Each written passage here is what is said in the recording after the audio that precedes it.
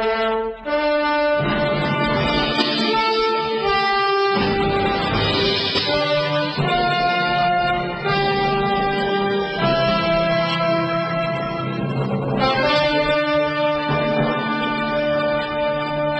of the earliest forerunners of contemporary chartered humanist organizations was the Humanist Religious Association. It was formed in 1853 in London. This group was democratically organized with male and female members participating in the election of the leadership, and promoted knowledge of the sciences, of philosophy, and the arts. So that's a overtly religious humanist association. Then following that, we have what's called the ethical culture. The ethical culture movement, founded just a year later, 1876, a few years later. It was founded by Felix Adler, a former member of the Free Religious Association. He conceived of the ethical culture as a new religion, one that would strip away the accumulated unscientific dogmas of traditional religions, while retaining and elevating the ethical message at the heart of all religions. It's just so amazing that there is still this myth that at the heart of all religions is an ethical message. Consider Islam, for example. The ethical message in Islam is die as a jihadist, killing those who don't surrender to Islam, and you're rewarded with perpetual virgins in paradise. The ethical message in Islam is it's okay for you to rape your captives. I mean, the ethical message in Islam is lying is condoned so long as you're luring your victims into becoming easier prey. The ethical message of Islam is fight them wherever you find them. The ethical message of all religions. And it's just truly astonishing that people buy into this myth that there is a unifying and good component of religion. All religion is another human construct, no different than political constructs, as whereby individuals vie for power, for control, for wealth over other individuals. It's strictly a control mechanism contrived by men to use whatever means are available to them to fleece the masses, to control the masses, to elevate themselves over others. That's the basis of every religion. Would you challenge that, Glenn, or would you agree? Well, maybe with the exception of something like pantheism or something like that. I think there are some examples of a religion where it's not an individual vying, conceiving something that enables like-minded individuals to vie for money and power. An example would be Buddhism. And historically, Buddhism has had its bad times too. We all think of Buddhism as this mushy embrace everything, very peaceful thing. But Buddhism did have some of its very controlling times too, and leaders. Yeah. What's also interesting is that if you continue to read about humanism and its religious development within the presentation of Wikipedia, it concludes with the blending of Buddhism and humanism together to create a religion because of this ideal that in reality Buddha didn't speak of a god. Now, he came out of a Hindu background and acted quite religious in that background, his father being a Hindu priest, but he was trying to create a mindset that eliminated suffering. He saw life as being painful,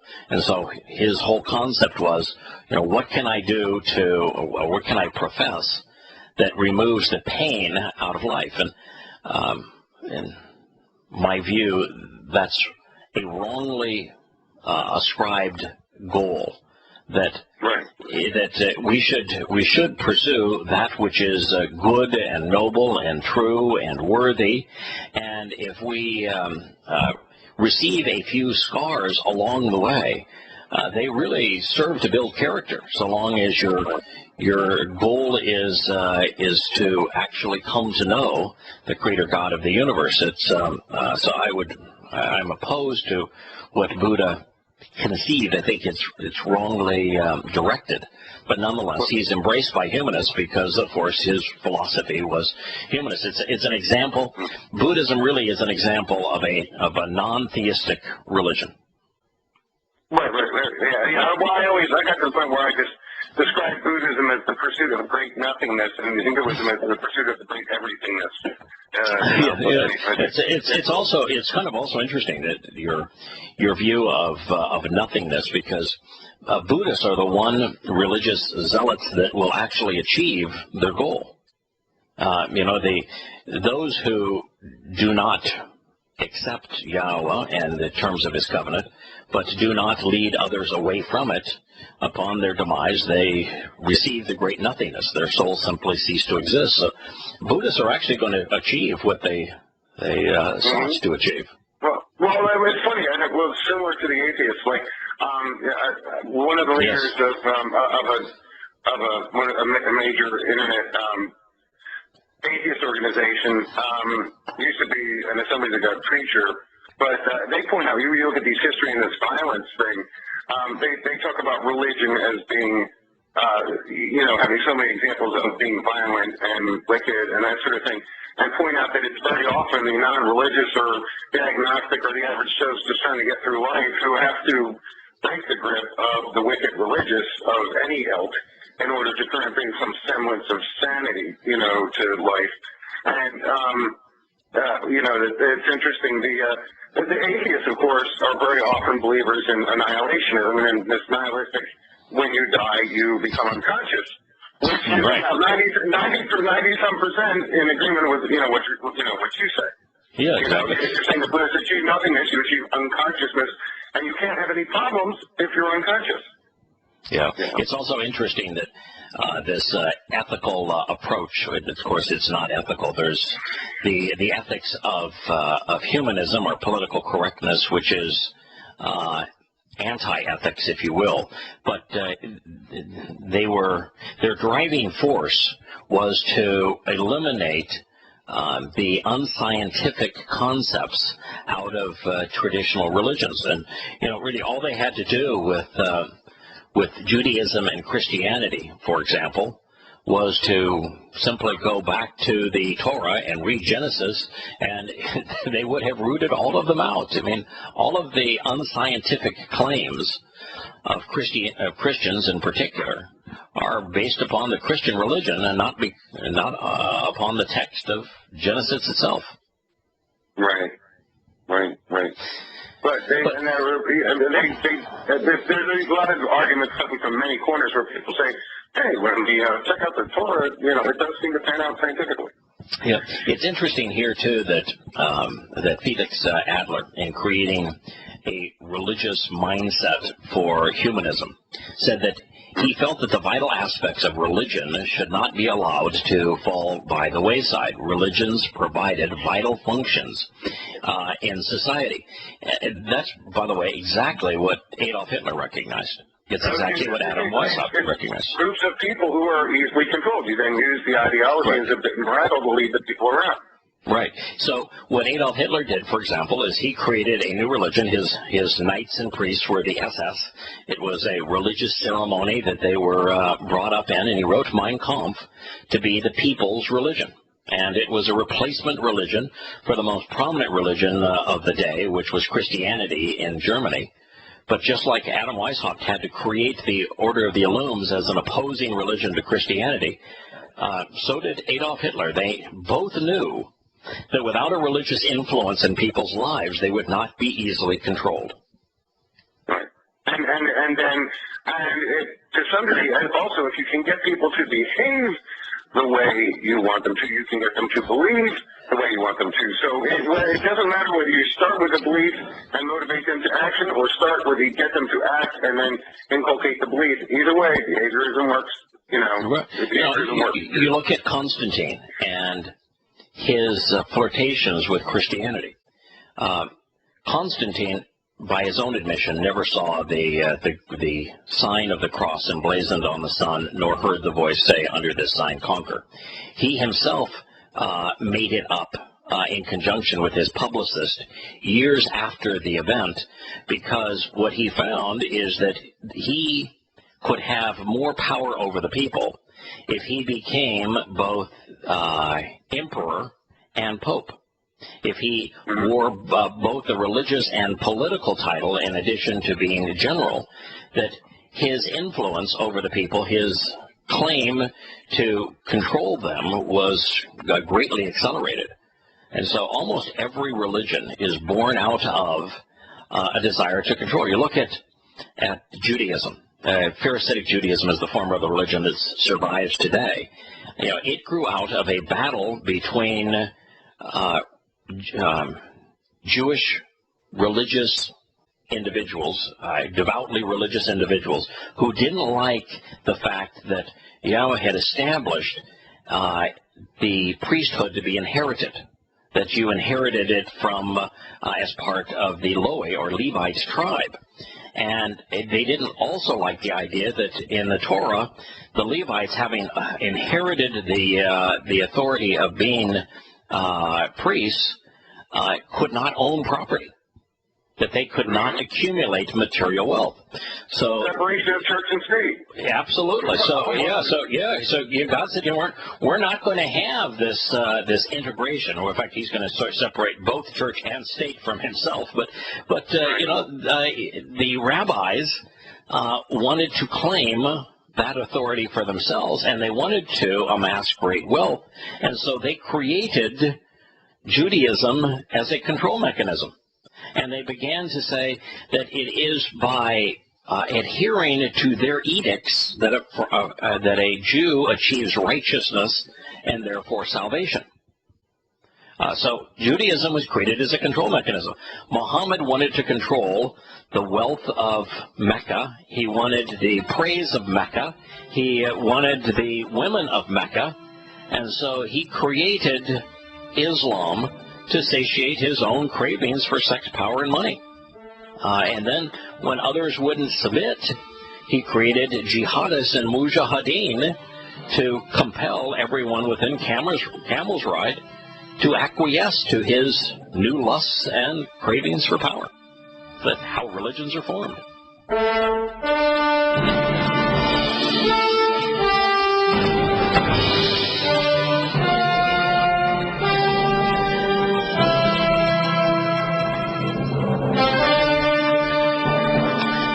The individual who was played such an essential role, Felix Adler, and creating a religious veneer for humanism, falsely claimed that all religions taught important truths. I don't think any religion teaches an important truth.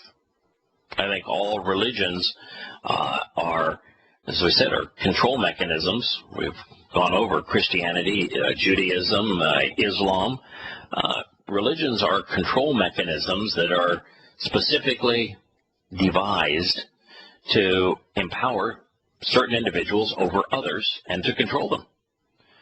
But he nonetheless thought that religions taught important truths, and I'm not aware of them. If there are truths that are taught by religion, and certainly important ones, albeit these truths were expressed through metaphors and were not always suited to modern understandings of the world.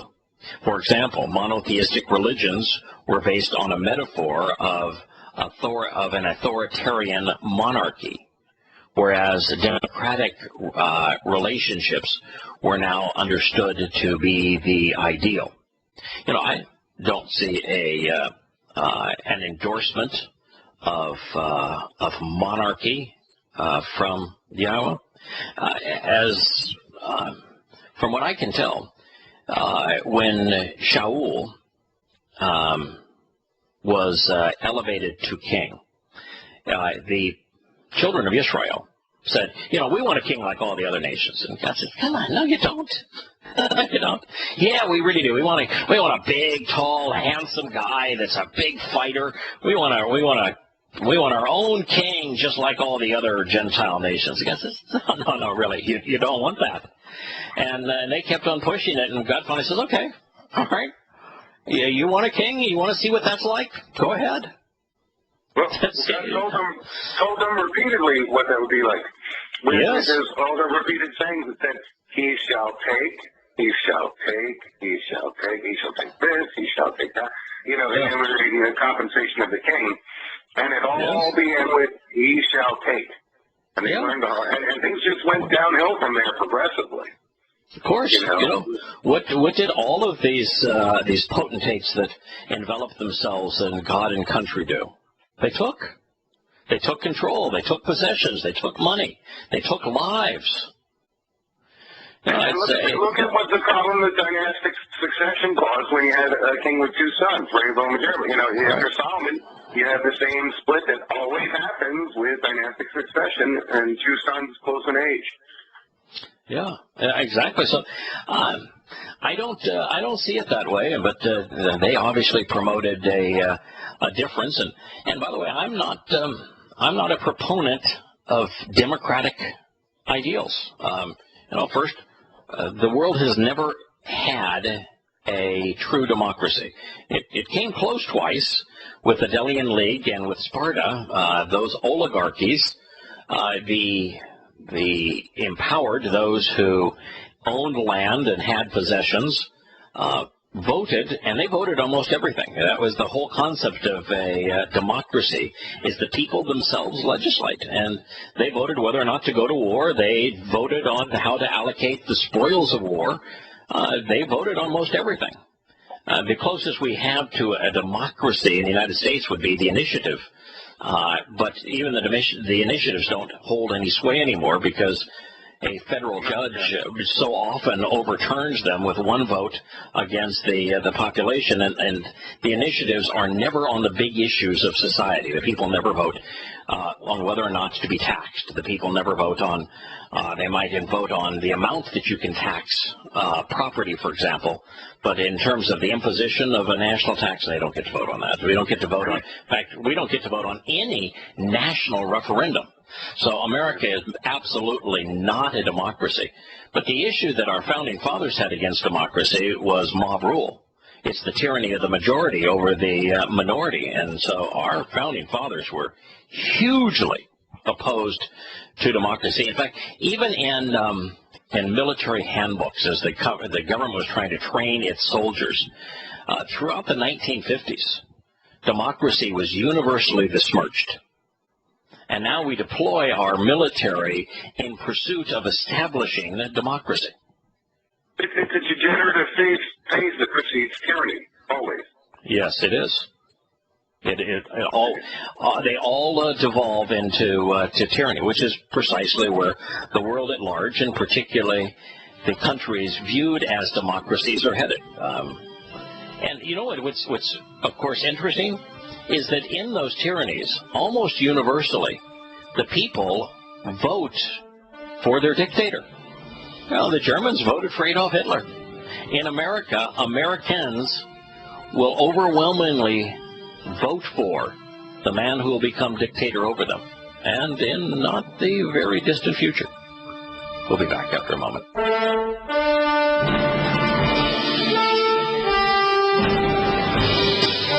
Welcome back to Shattering Myths. We're considering the creation of religions, and one in particular, humanism. And this also is interesting from Wikipedia. It says, before the term humanism was even coined or even thought of being integrated into a religion, it had existed in America in at least an ideological sense for a very long time. Groups like the Free Religious Association, which was formed in 1867, and us less radical groups, mainly consisting of extreme forms of early American Protestants, such as the Unitarians and the Quakers, had existed from the very first landings of the Europeans in the Western Hemisphere. Now, what's interesting, of course, in that is that Quakers and Unitarians hold a very humanistic religion. Long time ago, I moved into a new community. It was this beautiful church that was set right on the bluffs of the Palos Verdes Peninsula. And my wife and I attended it for a while, and they were Unitarian. And it was interesting to hear the approach. At the time, I was so full of questions about all the stuff that didn't make sense in Christianity, all the myths that couldn't be answered, and all of the internal contradictions. That I was mostly, my wife and I were both there really for the just the interaction with others in the community,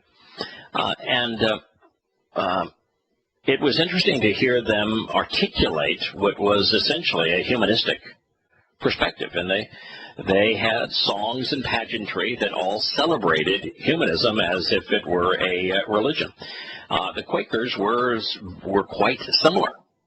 So there is this out of the most liberal applications of Christianity, there is a great affinity for humanism. In 1915, a Protestant defined the term. It was kind of a combination of positivist and Protestant humanism in a magazine for the British Ethical Societies. Another Unitarian minister, John Dietrich, read the magazine and adapted the term to describe his own religion. So here's a Unitarian Christian minister saying, yeah, that humanism, that's what I'm all about. We're going to celebrate man. Dietrich is considered by some to be the father of religious humanism. In 1929, Charles Potter founded the first Humanist Society of New York, whose advisory board included Julian Huxley, John Dewey, Albert Einstein, and Thomas Mann. Potter was a minister from the Unitarian tradition, and in 1930, he and his wife, Clara Cook Potter, published Humanism, a New Religion. Throughout the 1930s, Potter was a well-known advocate of women's rights, of the use of birth control, of civil divorce laws, and an end to capital punishment. Now, the Humanist Manifesto was written to distinguish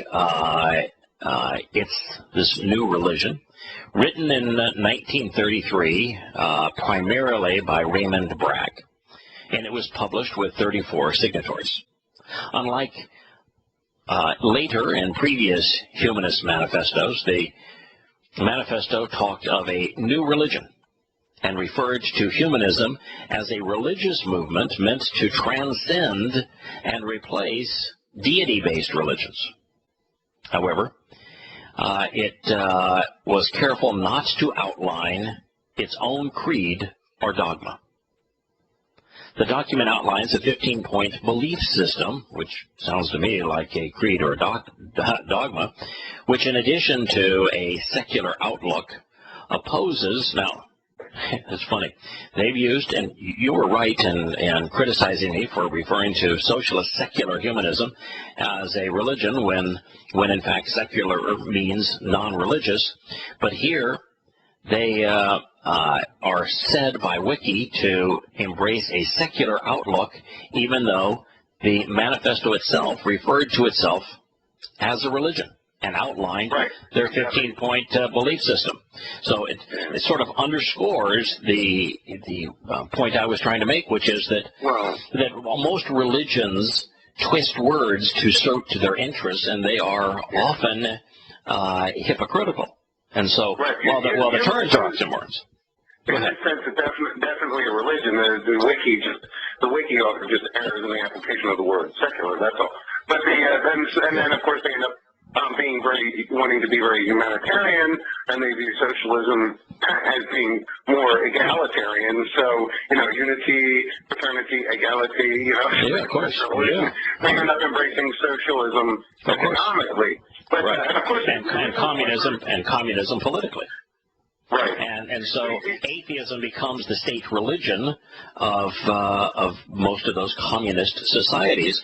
But it wasn't atheism in the sense of we're going to base this on the declaration there is no God. In the religion of communism, men became gods. If you traveled through USSR, as I did before the fall of the Iron Curtain, you saw Lenin and Marx as these grandiose statues and grandiose chiseled images, godlike features with their sayings. And the sayings of Lenin, the sayings of Marx became scripture. I also traveled in communist China as the first group of Westerners that were allowed in after Nixon decided to make travel to China such that it wasn't illegal. And there, almost every billboard was a chiseled representation of Mao, which is hard to do since he had a round face, with him holding his little red book, and you saw all the people carrying the little red book and memorizing the scripture of Mao Zedong. So in these atheist societies, what they simply did is they turned men into gods. And that's what happens, like with Unitarianism. The difference between Unitarianism and Quakerism, with the Unitarianism, the word God is always hollow. The Quakers originally, of course, were a bit more revelatory and monotheistic, and kind of like the Shakers, but they faked, But they had this massive influx of humanists, that basically transmuted Quakerism over time, and they themselves even admit this. And they also admit their historical ties to Christianity to some degree. Yes. But obviously the Quakerism of William Penn here in Pennsylvania, and right up where the Penn Mansion is here in the Delaware River, was very different than the Quakerism of today.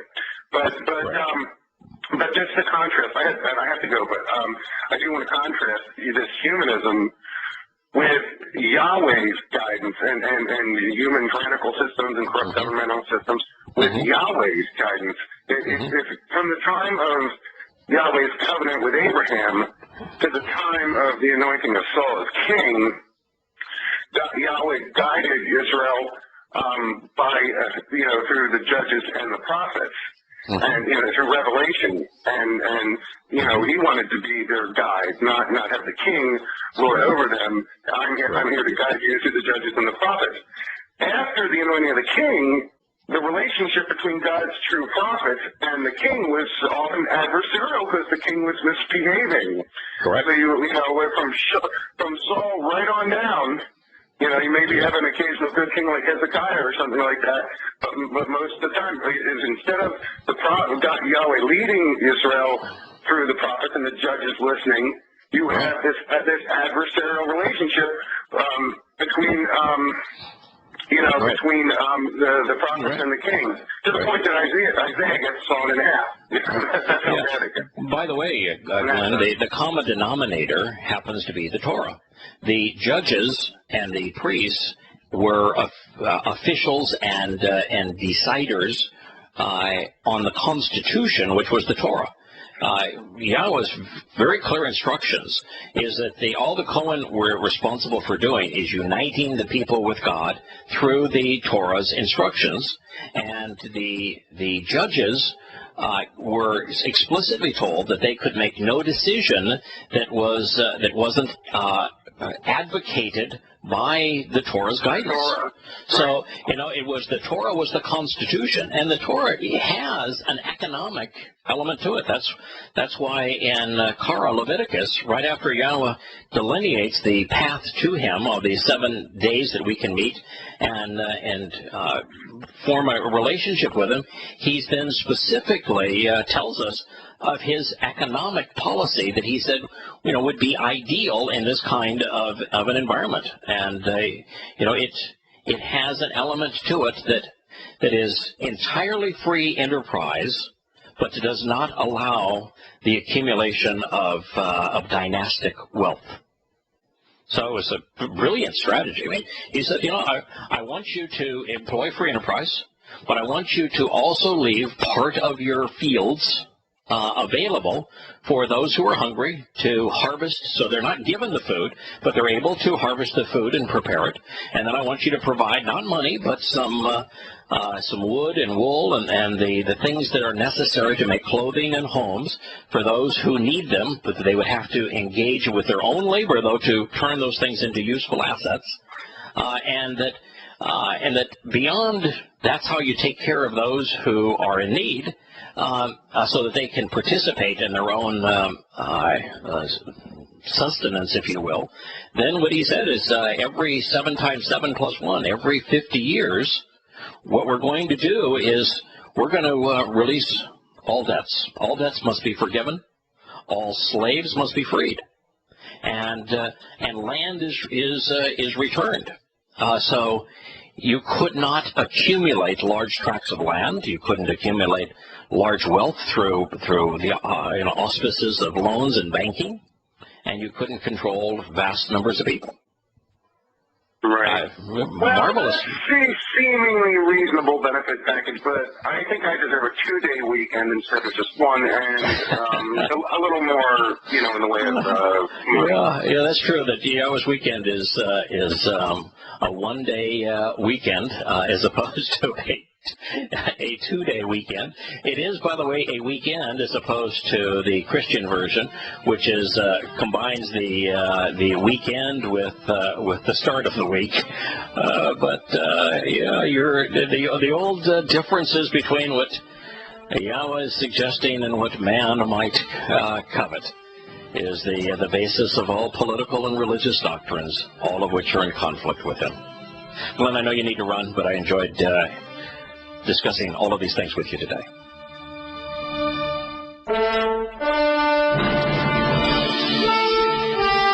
Well, I'd anticipated going to the ongoing debacle in the Ukraine. We'll return to that tomorrow. The top story amongst many news agencies is the collapse of the giant West Antarctica ice sheet. They say that it's underway. They describe the melting as unstoppable and that it will cause global sea levels to rise higher than projected previously. Now, by the way, their projections on sea water rise, none of them have materialized. Their projections on global warming have not materialized. Their explanation for retreating glaciers has been proven to be untrue. But now they're speaking of these Antarctic ice sheet glaciers that are diminishing, and that their diminishment is unstoppable. Now, let's think about that for a moment. The scientists said that the sea levels are going to rise to 12 feet above where they currently are, and it'll take centuries to reach this peak, and it cannot be reversed. They said that a decrease in greenhouse gas emissions could slow the melt, while an increase could speed it ever so slightly. Warm, naturally occurring ocean water flowing under the glaciers is causing the melt. We feel that it is at the point that is, a chain reaction that's absolutely unstoppable, regardless of any future cooling or warming of the global climate. If it is unstoppable, regardless of greenhouse emissions, why should humanity redistribute wealth? Why should humanity change its behavior radically, go without electricity, go without transportation, go without all of the benefits of burning fossil fuels if it can't be stopped? And think about it. If all you can hope is that maybe somehow you could ever so slightly slow the inevitable, Why would you go through such Herculean efforts, such economically disastrous maneuvers to do so, unless doing so was strictly a control mechanism? Now, I've shared this many times on this program. The reason that glaciers have retreated since the advent of photography around 1850 to 1875, is because that's when the Little Ice Age came to a conclusion. The Earth, for as long as plant life has existed, we have absolute proof that the Earth continually goes through 600 years on average, periods of cooling followed by periods of warming. The glaciers grow, they recede based upon this global trend that is dictated by the Earth's spin on its axis, rotation in its orbit, and by systems that are long-term effects of the sun.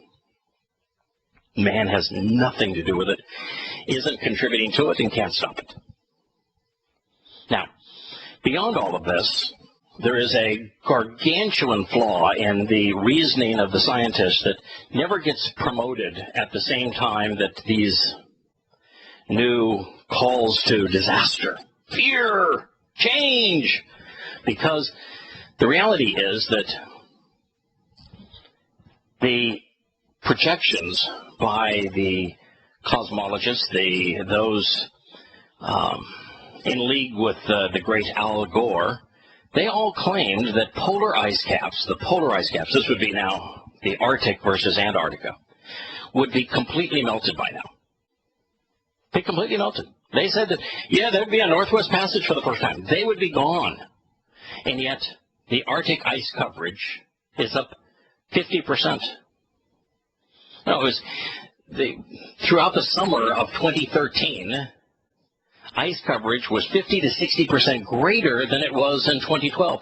It was in 2013 that all of the scientists from NASA to the Global Association of Climatologists to the Al Gore fan club all predicted that by 2013 in the summer, the ice and the polar regions, the ice cap, would be gone. And yet, its coverage was 50 to 60% greater than in the past.